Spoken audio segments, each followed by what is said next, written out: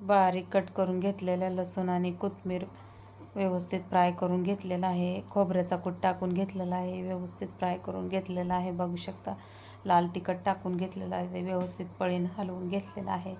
आता धुवून स्वच्छ घेतलेल्या शेंगा टाकून घेऊया आणि पाणी ओतूया.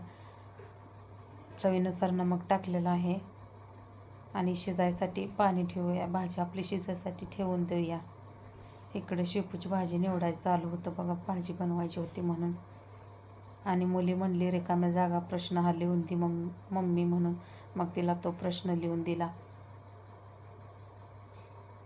गाळलेला जागा हा प्रश्न लिहून दिला आणि दुसरा प्रश्न तिने लिहून काढला बघा. मुले खूप आळशी व्हायला लागले आहेत. मुलीचं चालू होतं अभ्यास करायचं बघा. आणि तोपर्यंत लगेच जेवणाची तयारी केली.